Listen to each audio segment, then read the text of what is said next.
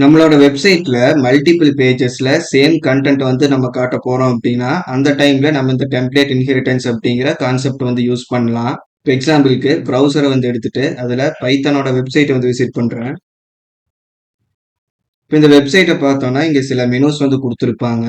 நம்ம ஒவ்வொரு மெனுவை கிளிக் பண்ணும்போது அந்த மெனுக்கான கண்டென்ட் வந்து கீழே தான் சேஞ்ச் ஆகுமே தவிர அந்த மெனு பார்ல எந்த சேஞ்சஸுமே வந்து வராது. இப்போ அபவுட் பேஜ்ல இருக்கும். இப்போ டவுன்லோட்ஸ் வந்து கிளிக் பண்ணலாம்.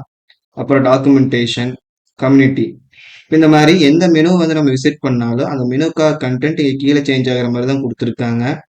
மேலே இருக்கிற இந்த மெனுஸ்ல எந்த சேஞ்சஸுமே வந்து இருக்காது. அண்ட் இந்த மாதிரி நம்மளும் ஒரு அப்ளிகேஷன் வந்து கிரியேட் பண்றோம் அப்படிங்கும்போது காமனான லே அவுட்டை வந்து நம்ம செட் பண்ணுவோம்.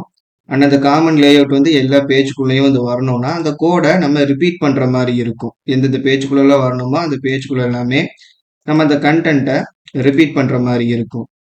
இதே நம்ம ஃபிளாஷ்ல இருக்கிற டெம்ப்ளேட் இன்ஹெரிட்டன்ஸ் அப்படிங்கிற கான்செப்டை யூஸ் பண்ணோம் அப்படின்னா அந்த ரிப்பீட் ஆகிற கோடெல்லாம் ஒரு டைம் மட்டும் நம்ம எழுதினோம்னா போதும். அந்த கண்டென்ட் எல்லாம் எந்தெந்த ஹெச்டிஎம்எல் ஃபைல்ல வருமோ அங்க எல்லா பக்கமும் எடுத்து நம்ம யூஸ் பண்ணிக்க முடியும். அண்ட் அந்த காமனான கண்டென்ட்டை வந்து ஸ்டோர் பண்ணி வைக்கிறதுக்காக ஒரு தனி ஹெச்டிஎம்எல் ஃபைல் வந்து நம்ம கிரியேட் பண்ணணும். இப்போ டெம்ப்ளேட்ஸ்குள்ள வந்து நியூ ஃபைல் ஆப்ஷன் வந்து கொடுத்துட்டு பேஸ் டாட் ஹெச்டிஎம்எல் அப்படின்னு ஒரு புது ஃபைல் வந்து கிரியேட் பண்ணிக்கிறேன். இப்போ ஃபர்ஸ்ட் நம்ம மற்ற ஃபைல்ஸ் வந்து பார்ப்போம். இப்போ அபவுட் எடுத்தாலும் சரி, கான்டாக்டோ இல்லை ஹோம் பேஜ் எடுத்தாலும் நமக்கு இந்த பேசிக்கான ஸ்ட்ரக்சர் அப்படிங்கிறது இருக்கும். Doc type, HTML, head tags, அதுக்கப்புறம் பாடி டேக்னு இது எல்லாமே வந்து இந்த 3 ஃபைலு காமனாக இருக்கும். அப்போ அந்த ஸ்ட்ரக்சரை மட்டும் நம்ம என்ன பண்ணலாம்னா பேஸ் டாட் ஹெச்டிஎம்எல் வந்து செட் பண்ணிக்கலாம்.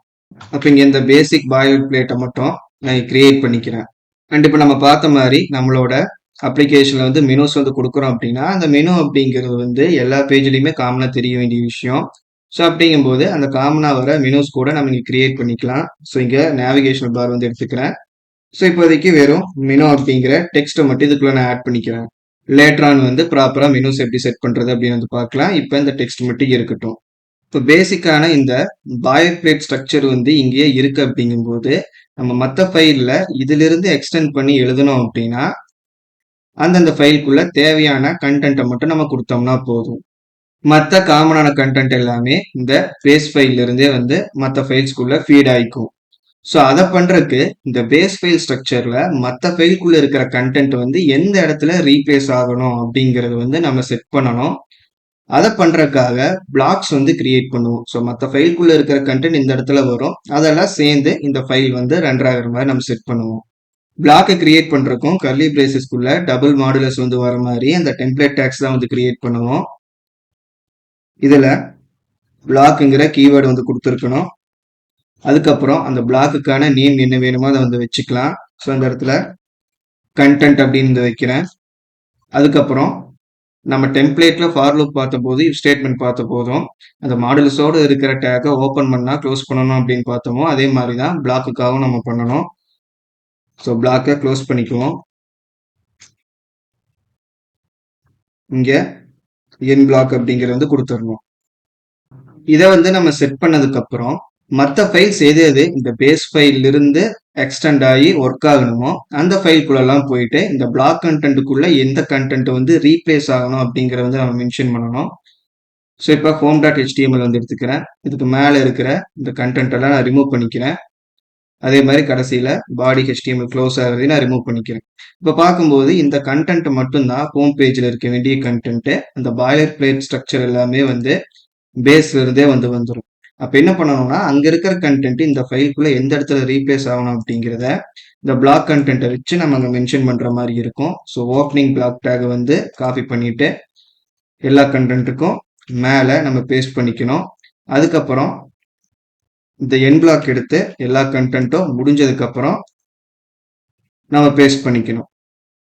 இப்போ பேஸ் ஃபைலுக்குள்ள இந்த பிளாக் கண்டென்ட்டுங்கிற இந்த டெம்ப்ளேட் டேகுக்குள்ள இருக்கிற கண்டென்ட் எல்லாம் அங்க போய் ஆட் ஆயிட்டு இப்போ ஹோம் பேஜை கால் பண்ணும்போது அங்க இருக்கிற எல்லா கண்டென்ட்டோட சேர்த்து இங்க இருக்கிற அந்த கண்டென்ட்டும் சேர்ந்து நமக்கு அந்த ஹோம் பேஜா வந்து ப்ரௌசர்ல டிஸ்பிளே ஆகும்.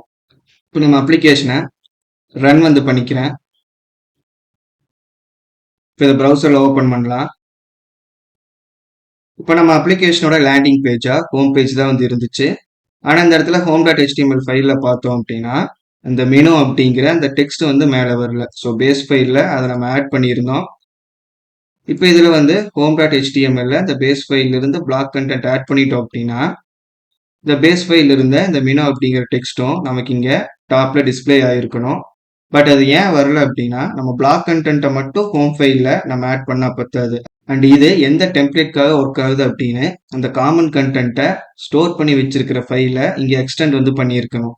ஸோ இங்க என்ன பண்றேன்னா மேல மறுபடியும் இந்த மாடுலஸ் இருக்கிற டெம்ப்ளேட் டேக் வந்து எடுத்துக்கணும். ஸோ இந்த லைன் தான் வந்து டாப்ல இருக்கணும். இங்க என்ன கொடுக்கணும்னா எக்ஸ்டென்ஸ் அப்படிங்கிற கீவேர்டை வந்து கொடுக்கணும். அதுக்கப்புறம் சிங்கிள் கொட்டேஷன்ல இந்த HTML ஃபைல் வந்து எந்த HTML ஃபைல் வந்து எக்ஸ்டெண்ட் ஆகி ஒர்க் ஆக போகுதோ அதோட நேம் வந்து கொடுக்கணும். ஸோ இங்க பேஸ் டாட் HTML அப்படின்னு அந்த நேமை வந்து இங்க மென்ஷன் பண்ணிக்கிறேன். இப்போ ப்ரௌசர் வந்துட்டு இதை ரெஃப்ரெஷ் வந்து பண்ணுவோம். இப்போ அந்த மெனு அப்படிங்கிற கண்டென்ட் வந்து நமக்கு இங்கே ஆட் ஆகிக்குச்சு. அண்ட் பேஸ் ஃபைல வந்து ஹோம் ஃபைலில் மட்டும்தான் எக்ஸ்டெண்ட் வந்து பண்ணியிருக்கோம். அபவுட்லையோ கான்டாக்ட்லையோ வந்து பண்ணல. அப்போ இந்த மெனு அப்படிங்கிறது பேஸ் ஃபைலில் இருக்கு. அது ஹோம்க்கு மட்டும் எக்ஸ்டெண்ட் ஆகிருக்கிறதுனால ஹோம் பேஜை விசிட் பண்ணும்போது மட்டும்தான் நமக்கு அது அவைலபிளாக இருக்கும். இப்போ வந்து என்ன பண்ணலாம்னா அபவுட் பேஜ் வந்து விசிட் பண்ணுறேன். அபவுட் பேஜில் அந்த கண்டென்ட் வரல. அதே மாதிரி இப்போ கான்டாக்ட் பேஜை வந்து விசிட் பண்ணுவோம். கான்டாக்ட் பேஜ்லையும் அந்த மெனு அப்படிங்கிற கண்டென்ட் வந்து வரல. இப்போ என்ன பண்ணலாம்னா அபவுட் பேஜ்லையும் கான்டாக்ட் பேஜ்லையும் பேஸ் ஃபைல வந்து எக்ஸ்டெண்ட் வந்து பண்ணிக்கலாம். ஸோ சேம் ஸ்ட்ரக்சர் தான். இந்த ரெண்டு லைன் வந்து பேஸ்ல இருந்து எக்ஸ்டெண்ட் ஆகிற எல்லா ஃபைலையும் வந்து வந்திருக்கணும். ஸோ அபவுட் வந்து எடுத்துக்கிறோம். இந்த கண்டென்ட்டை ரிமூவ் பண்ணிட்டு இந்த மேலே ஆட் பண்ணிக்கிறோம். அண்ட் கீழே என்ன பண்ணியிருக்கணும்னா பிளாக்கை வந்து எண்ட் பண்ணியிருக்கணும்.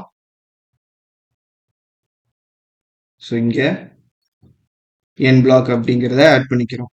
சேம் ஸ்ட்ரக்சர் எடுத்துட்டு போயிட்டு கான்டாக்ட் பேஜ்லையும் நம்ம ஆட் பண்ணிக்கலாம். அண்ட் இங்கே அபவுட்டுக்கு பதிலாக கான்டாக்ட் அப்படின்னு டெக்ஸ்ட் வந்து சேஞ்ச் பண்ணிக்கலாம். ஸோ இப்போ ப்ரௌசர் வந்துட்டு ரெஃப்ரெஷ் வந்து பண்ணுவோம். இப்போ கான்டாக்ட் பேஜ்லையும் இந்த காமன் கண்டென்ட்டான மெனு அப்படிங்கிறது தெரியுது. இப்போ அபவுட் பேஜ் வந்து எடுத்துக்கலாம். இப்போ அபவுட்லையும் அந்த மெனு அப்படிங்கிற டெக்ஸ்ட் வந்து தெரியுது. அண்ட் இந்த மாதிரி நம்ம டெம்ப்ளேட் இன்ஹெரிட்டன்ஸ் கான்செப்ட் வந்து யூஸ் பண்ணும்போது காமனாக எல்லா பேஜுக்கும் வர வேண்டிய கண்டென்ட்டை ஒரே ஒரு பேஜில் வச்சு சிம்பிளாக ஹேண்டில் வந்து நம்மளால பண்ணிக்க முடியும். இந்த பிளாக் கண்டென்ட்டுக்கு மேலே கொடுக்குற கண்டென்ட் வந்து மற்ற ஃபைலில் டாப்பில் வந்து வந்திருக்கும். இதே இந்த டெம்ப்ளேட்டுக்கு அப்புறம் ஏதாவது கண்டென்ட் வந்து கொடுத்துருந்தோம்னா அது மற்ற ஃபைலுக்கான கண்டென்ட் முடிஞ்சதுக்கப்புறம் பாட்டமில் வந்து டிஸ்பிளே ஆகும். இந்த இடத்துல ஒரு பேராகிராஃப் வந்து கொடுத்துட்றேன். திஸ் இஸ் எண்ட் கண்டென்ட் அப்படின்னு இதுக்குள்ள டெக்ஸ்ட் வந்து ஆட் பண்ணிக்கலாம். இப்போ ப்ரௌசர் வந்துட்டு இந்த பேஜை ரெஃப்ரெஷ் வந்து பண்ணுறேன். ஸோ டாப்பில் அந்த பிளாக்குக்கு மேலே இருந்த கண்டென்ட் வந்து வந்திருக்கு. அதுக்கப்புறம் நம்ம எந்த ஃபைலை விசிட் பண்ணுறோமோ அதுக்கான கண்டென்ட்டு, அதுக்கப்புறம் பேஸில் அந்த பிளாக்குக்கு கீழே கொடுத்துருந்த கண்டென்ட் வந்து வந்திருக்கு. டெம்ப்ளேட் இன்ஹெரிட்டன்ஸ் யூஸ் பண்ணுறதுனால நம்ம லே அவுட்டை ரொம்ப சிம்பிளாக வந்து ஹேண்டில் பண்ண முடியும். அண்ட் ஒரு அப்ளிகேஷனுக்கு ஒரு பேஸ் ஃபைல் தான் இருக்கணும் அப்படின்னு அவசியம் கிடையாது. இப்போ எக்ஸாம்பிளுக்கு நம்ம ஒரு அப்ளிகேஷன் வந்து கிரியேட் பண்ணுறோம். அதில் ஃபஸ்ட்டு ஒரு 10 பேஜஸ் வந்து ஒரு லே அவுட்டை வந்து ஃபாலோ பண்ணுது. இன்னொரு 10 பேஜஸ் வந்து வேற ஒரு லே அவுட் வந்து ஃபாலோ பண்ணுதுன்னா அந்த ரெண்டு 10 பேஜஸ்க்குமான காமனாக ரெண்டு தனித்தனி பேஸ் ஃபைல் வந்து வச்சுக்கலாம். அண்ட் இந்த டெம்ப்ளேட் இன்ஹெரிட்டன்ஸ்ல மொத்தமா ரெண்டு டாபிக் வந்து இருக்கு. ஒன்று இப்போ நம்ம பார்த்த எக்ஸ்டென்ஸ், ஒரு ஃபைல் கிரியேட் பண்ணி மற்ற ஃபைலை எல்லாம் இந்த பேஸ் ஃபைல்ல இருந்து எக்ஸ்டெண்ட் பண்ணி ஒர்க் ஆக வைக்கிறது. இன்னொன்று இன்க்ளூட் அப்படிங்கிறது வந்து இருக்கு. இன்க்ளூட் எதுக்கு அப்படின்னா அந்த கண்டென்ட் வந்து இருக்கிற எல்லா பேஜ்லையுமே வந்து வராது. ஆனால் பர்டிகுலராக ஒரு 2-3 பேஜில் மட்டும் வரும். அப்படிங்கும்போது அதை தனியாக செட் பண்ணிட்டு தேவைப்படுற பேஜில் மட்டும் அதை எடுத்து ஷோ பண்ணிக்கிறது. இப்போ நம்மக்கிட்ட மெயின் பேஜஸ் அப்படின்னு பார்க்கும்போது அபவுட்டு, கான்டாக்ட், ஹோம் இந்த மாதிரி 3 பேஜஸ் வந்து இருக்கு. இப்போ இதில் இப்போ நம்ம சேனலோட பேரை வந்து ஏதாவது 2 பேஜில் மட்டும் டிஸ்பிளே பண்ண போறோம்னா அதை நம்ம பேஸ்க்கு எடுத்துகிட்டு போக முடியாது. ஏன்னா பேஸில் ஆட் பண்ணோம்னா அது எல்லா பேஜ்லையுமே வந்து தெரியும். அப்போ நம்ம என்ன பண்ணலாம்னா எந்த கண்டென்ட் வந்து ஒரு சில பேஜில் மட்டும் நம்ம காட்டினா போதும்னு நினைக்கிறோமோ அதை செப்பரேட்டாக ஒரு ஃபைலில் வந்து எழுதிக்கலாம். ஸோ இதுக்குள்ள ஒரு புது ஃபைல் வந்து கிரியேட் பண்ணிக்கிறேன். Channel underscore name dot HTML. இதில் ஒரு H1 டேக் ஆட் பண்ணிக்கிறேன். இதில் நம்ம சேனலோட நேமை மட்டும் கொடுக்கலாம். Code camp Tamil. இப்போ இந்த டைட்டில் வந்து நமக்கு ஹோம் பேஜ்லையும் கான்டாக்ட் பேஜில் மட்டும்தான் தெரியணும் அப்படின்னா அதுக்குள்ள மட்டும் இதை எடுத்து நம்ம யூஸ் பண்ணிக்கலாம். இப்போ ஹோம் பேஜ் வந்து வரேன். எனக்கு இது ஹோம் பேஜில் இந்த ஃபிளாஸ்க் இஸ் பைத்தான் ஃப்ரேம்வொர்க் அப்படிங்கிற கண்டென்ட்டுக்கு அப்புறமா சேனலோட நேம் வந்து தெரியணும் அப்படிங்கும்போது இங்க என்ன பண்ணலாம்னா அதே மாதிரி டெம்ப்ளேட் டேக் வந்து எடுத்துக்கணும். இதுக்குள்ள இன்க்ளூட் அப்படிங்கிற கீவேர்டு வந்து கொடுத்துருக்கணும்.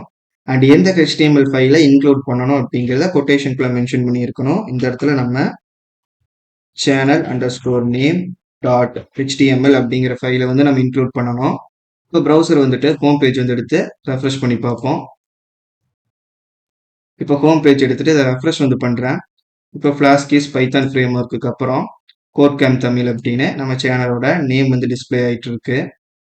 சேம் கண்டென்ட் வந்து கான்டாக்ட்லயும் நமக்கு வேணும் அப்படிங்கும்போது இதை அப்படியே காப்பி பண்ணி கான்டாக்ட்ல வந்து ஆட் பண்ணிக்கிறேன். இங்க கான்டாக்ட் பேஜுங்கிற டைட்டிலுக்கு முன்னாடியே அது வரணும்னா அதுக்கு மேல வந்து ஆட் பண்ணிக்கலாம்.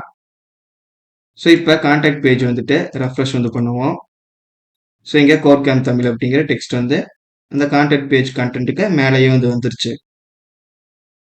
ஸோ இது வந்து அபவுட் டாட் HTML நம்ம ஆட் பண்ண போறதில்லை அப்படிங்கிறதுனால அங்கே நம்ம எதுவும் பண்ண தேவையில்லை. ஸோ இந்த மாதிரி நம்ம டெம்ப்ளேட் இன்ஹெரிட்டன்ஸ் கான்செப்டை யூஸ் பண்ணி நம்ம ஃபிளாஸ்கில் ஒரு வெப் அப்ளிகேஷன் வந்து பண்ணும்போது ஃப்ரண்ட் எண்டில் முடிஞ்ச அளவுக்கு கோட் ரிப்பீட்டேஷனை வந்து நம்ம அவாய்ட் பண்ணிக்கலாம். ஸோ இந்த வீடியோ அவ்வளோதான். இந்த வீடியோ உங்களுக்கு யூஸ்ஃபுல்லாக இருந்தால் லைக் பண்ணுங்க. உங்களுக்கு ஏதாவது டவுட்ஸ் இருந்துச்சு அப்படின்னா கமெண்ட்ஸ்ல சொல்லுங்க. ஃபிளாஸ்கை கம்ப்ளீட்டாக கற்றுக்கணும் அப்படின்னு நினச்சிங்கன்னா மறக்காம நம்ம சேனலுக்கு சப்ஸ்கிரைப் பண்ணிட்டு ஃபிளாஸ்க் பிளேலிஸ்ட்டை கம்ப்ளீட்டாக பாருங்க. தேங்க்ஸ் ஃபார் வாட்சிங்.